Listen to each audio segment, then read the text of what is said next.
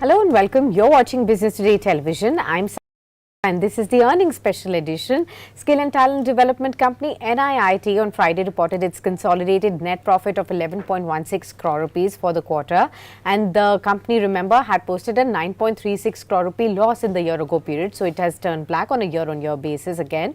Now SP Pawar talk about the revenues from operations in the Jan to March quarter. That has come in at 74.3 odd crore rupees, and that's a 23.8% jump from the year ago period. For FY24, we've actually seen the net profit see a multifold increase to about 38.3 crore rupees for the company against just about 3.17 crore rupees of profits that the company had posted. Now, as far as the revenues from operations are concerned, there we have actually seen a dip of 11 odd percent to 303 crores versus 341 odd crore rupees. Now, to understand more in detail as to what has really gone well for the company in Q4 as well as for FY24 and the guidance going forward from here as well, I'm now joined by the top management of the company. Mr. Rajendra S Pawar, the chairman and the co-founder of the NIIT Group, now joins in on the show with us on Business Today. Warm welcome to you, sir. Thank you so much for taking the time out.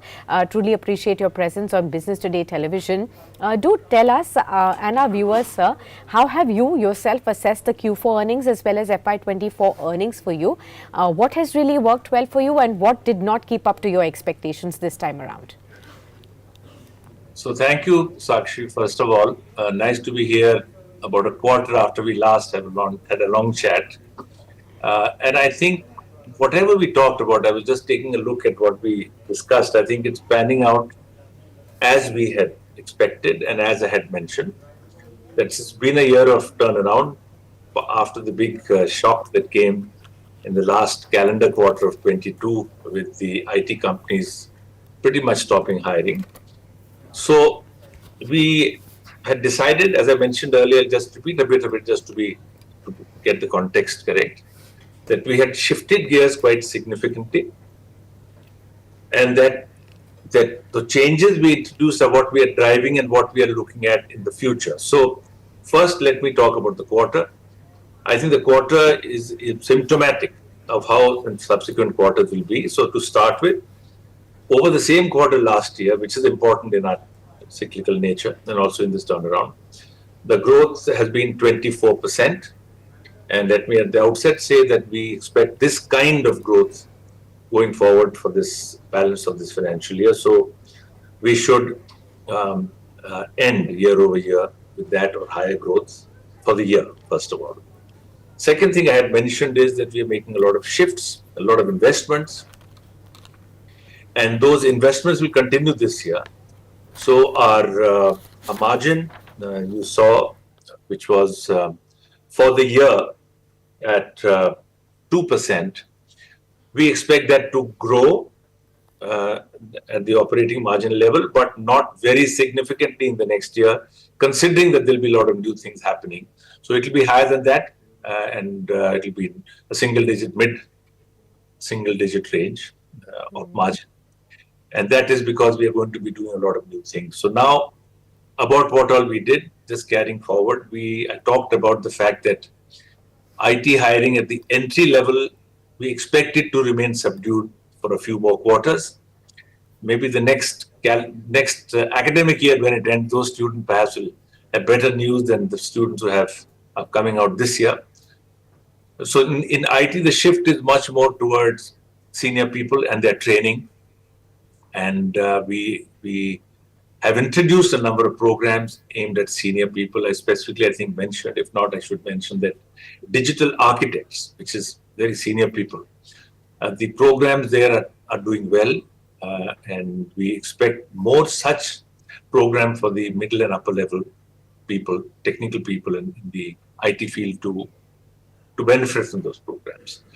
The programs which have accelerated and will continue to do well this year as well are in the BFSI segment, because there we started going to wealth management, to higher level programs, should we say, going up the value chain. And there is good uptake, and there is the growth in the sector itself is strong. So both entry level as well as more senior level programs in the BFSI will grow. So these are the two main drivers of growth. Within IT also, I think we mentioned that the GCCs are hiring, while the GSIs large GSIs are not hiring. But the tier 2 GSIs have also been hiring. So the thrust has been on emphasis on GCCs and tier 2 GSIs. Some of them are growing very well. So the IT plan is in line with what we had talked, and more of that will happen. The BFSI plan, which was showing good traction last time also, if you remember, in the quarter we had spoken, we expect that to grow very well. And I had mentioned that there are new areas we are studying. Within technology, GenAI is an interesting area. Yeah, I would say interesting because it's catching the attention of people. Since we last spoke, I think the excitement has only gone up. But I also want to mention that GenAI is an area where there's some caution as well. And the caution is coming from issues like privacy, issues like data integrity, issues like cyber risks. So we are actually at this time telling companies to embrace GenAI for personal productivity applications. And I'm actually reminded of the 80s when computers were introduced, and we were telling end users to start dabbling with these rather than major shifts in the underlying architecture overnight. So the thing now is basically that in GenAI, it is more GenAI literacy which we think is important. And GenAI also helps individuals to be far more productive. I think it's a very important thing to note because GenAI is not about data processing. It's about language processing. So every worker, some more in your field of content, very much more, you only deal with language. But even in the corporate world, there are functions like marketing and sales. There's a lot of communication they have to do. Individuals have to do. And then all the internal reports, the analysis, there's a whole lot of work which is around language processing, where we are not going deep into the databases of the corporation. We are not going into too much data from outside as well. So the higher level applications, the user-oriented applications, individual level applications are what we are actually really encouraging companies to embrace so that they become comfortable with GenAI. And as organizations learn how to protect the data, how to deal with privacy, how to design systems which don't let the risks of GenAI get accentuated, that will take time for organizations to do. And also the mainline applications of the company and the main databases of the company, I think there is still a lot of precaution needed by companies. Also dipping into the global data from outside. You don't know what you're bringing in. But giving this thing to say that GenAI is important, I think there's a concern about the risk. And the way to race ahead is for companies to embrace it for user level productivity, which in itself can be very beneficial. Fair enough, sir. So you've highlighted quite a few points in your opening answer, and this does cater to a whole host of points that I will dig deep and understand more in detail from you, especially on the IT hiring front, which you have highlighted that probably things look up when it comes to the senior people now. But overall, the commentary from large IT firms and even mid-cap IT firms in this Q4 that I have had with them, there is still a lot of uncertainty. They do not know by when do they actually see visible green shoots of things improving for them, and therefore the headcounts declining, and therefore of course they are going to go to the colleges to do that fresh hiring, but at the same time it could be lesser than the previous fiscal year is what we are given to understand. Yes. I want to understand from you at the same point, sir, is a lot dependent on how the Fed really decides on the rate hike and how US markets recover, and by when do you really see that happening so that we do know that IT back home is on the course to revive? Well, it's difficult to say. There are far too many factors at play. But I would only say this, that as I mentioned, and I'm willing to kind of say that rather forcefully, that this year's output from the colleges has huge challenges. By the time we come to the next academic year getting over, we should be seeing reasonable hiring going on. Of that, I'm reasonably comfortable because we have to remember that our companies are growing IT. It's not that IT companies are not growing. but they overhired in the 22 period when there was an unbelievable shortage, and you would have reported that quite actively. So that overhiring will, pan out over a period of time, and then people get absorbed. So the fresh hiring from the campuses in larger numbers will happen same time next year. In the meanwhile, also remember that uh, domestic usage of IT is also accelerating. And the whole Digital India plan, we should not underestimate what that is doing to usage of IT. We should not underestimate what our startups are doing. So there's a bit of a slowdown, but the hiring by startups for bright people is on the uptake. We find that in our own university, and they're compensating very well, but it gets shrouded under the larger narrative. So the Indian startups are hiring very well, and therefore people with the right skill are coming in. And I do expect that the overall growth of the sector, the IT sector, if you combine the GCCs, mid-sized GSIs, there are a number of mid-sized GSIs which have grown very well and are hiring.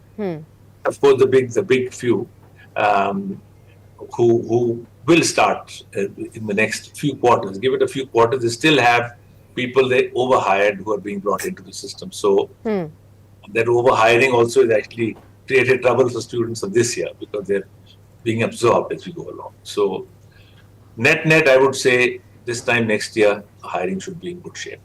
Okay. Now coming to two more segments. One, of course, BFSI you did say is showing an improvement, so that is definitely a positive. Gen AI, you did sound some caution, but at the same time you did say that companies should now embrace Gen AI, especially on a user level, on personal productivity. That is going to be auguring much better. The company had also announced earlier, I think, the incorporation of Gen AI into existing digital marketing and full stack software engineering programs from your side as well. So what kind of potential now do you see for FY25 on these aspects? So, so since we last spoke, this is not too long, 1 quarter. I think this is picture changing quarter after quarter. Let me tell you, in October, I was with NLSL, international customers, a group of customers, talking to them about Gen AI, embracing it, and they were hesitant. March this year, when we had the international customer conference in the US, the picture had changed. Virtually every chief learning officer there was saying we are now working with Gen AI in some way. Similarly, last time when I spoke to you, we were just about beginning to, we had included Gen AI in all our entry-level programs ourselves. Even though people hadn't signed up for them, we were adding the module to say everyone who comes out of NIIT should be in a position to bootstrap themselves. Yes. But in this time, there are at least 3 companies where this whole embracing idea has caught on. And in some, it's a few hundred people. In some, it's a few thousand people. Of course, light touch. Because when it's personal productivity, it's about getting people started. And using our own methodology where we have to do a little bit of classroom, but much more of hands-on. So very tight loops, we call them sprints. So you can do this Gen AI reasonable amount of work for personal productivity in short sprints, but very guided sprints. So as I mentioned earlier, to me, it's reminiscent to me of the 80s when we were doing the same thing for large corporations to say, embrace IT. I think it's very important that we recognize that heavy lifting AI applications take a lot of energy, a lot of capacity, a lot of computing power, and Gen AI will take even more. Takes even more. But we are not currently proposing that companies jump into that because, as I mentioned to you, the risks, the mitigation of the risk is work in progress. So we are encouraging those companies who are looking at it seriously to do the mitigation training first to see what are the risks if you are taking data from outside. Though, as you know, the large providers of these tools are saying we'll protect you against any legal cases. But still, I think it's wise for companies to be mindful of touching their corporate databases with Gen AI. They have to build the proper guardrails, the proper software, the tools, the boundaries. And also, end users should have defined and restrictive use of corporate data, and they should have guidelines of what to get from outside if you're using an application. When you do light touch productivity application, these risks are manageable and are very low, and in some cases non-existent. Okay. So Right. it's about spreading the whole story at this time. Understood, sir. So, sir, for you personally now, FY25, what is the growth outlook really looking like on top line, on profitability basis as well as margins? If you could tell us, you did say that we are looking at mid-teens in the margins. What about top line and bottom line, sir? What kind of growth can we expect? No, so it's not mid-teen. So let me first say that revenue growth this quarter was 24%. We should exceed that for the year is our current outlook for the coming year. Because you remember, we did have drop in revenues last year. So there's that easy thing and then more to add on that. So it should be in excess of this number. Okay. Margins, this quarter was 2%. So it will get better, but we are investing in this growth as we go forward. And we have a couple of new areas. I talked about them briefly, but we'll talk in detail as we come forward. Sure. We're saying we did IT in the 80s, started it in the 80s, we started banking in the 2000s, and it's now there are newer areas on the horizon, and we have been working at those. Much like we were working with GenAI for more than a year now, but takes time to talk about them to be ready to deliver. So therefore margins will remain more than 2%, but maybe 3 to 5 range is what we look at in the coming year, and then subsequent years we'll see that go on.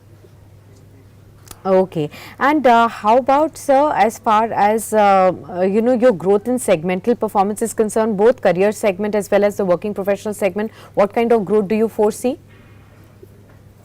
So I think the emphasis in this period where jobs are challenged has been towards people who are in service to upgrade them. So even the companies, the big GSIs who are not hiring in large numbers, we still do a lot of training in service for them, for upskilling and for skilling in newer areas. So that thrust will remain. And we are, in our NIIT digital business, we have actually in some ways gone back to the drawing board to rebuild the new delivery engine, delivery model. That's what we are looking at. And we will re-engage with the college community, which was our focus in the 80s and 90s, as we prepare the newer generation for the newer technologies that are in front of us and also newer spaces. So cybersecurity is an area of interest. It will be very pervasive. I think each of us who has a phone is a source of risk, as you know. So because if a parent lends their PC at home to the child to play some games, he could be introducing some risk. So cyber is becoming important, and with things like GenAI, as I mentioned, making the guardrails. And cyber, one is the cyber security angle. There's a bigger question which is becoming important, that is privacy. When we are accessing data from anywhere or we are letting our people access the corporate data, the privacy issue is important. And I think the EU has taken a lead on that part. India has got its bill. Now we have to convert them into rules. So privacy is also going to be a very important part of education, and we see that also will be creeping into everything we offer to our youngsters as we build our B2C business, rebuild our B2C business. Okay, wonderful. Well, thank you so much, Mr. Pawar, for being with us on this special edition and detailing for us all these key insights as to what the company is really focusing on as far as growth projections are concerned, the areas of focus as well. Many thanks and all the very best to you, sir, on the upcoming quarters, and hoping to see you back again on Business Today Television to discuss more on the IT trends as well as the other areas of focus like you've detailed, GenAI, cybersecurity and privacy. That will be more interesting conversations to follow going forward. Thank you so much, Sakshi. I look forward to our next meeting. Like I referred to the last meeting, I think it makes the narrative continuous. I look forward. Absolutely, absolutely. Thank you so much, sir. Truly appreciate your time with us. With that, viewers, we wrap up this very special conversation with Mr. Rajendra S Pawar as far as NIIT's earnings are concerned, what contributed and what are the key areas of focus going to be for the company going forward from here as well. Many thanks for being with us, but do stay tuned. Earnings conversations to follow as well as daily calls that will come at 12 noon, which will address all your stock related queries. Remember, it's the last week before the biggest event of the year, that's the election results. So ahead of it, what kind of strategies should you follow on your stocks that you're holding on your portfolio? Start writing into us on daily calls, and then we will be including your calls and your queries in that show.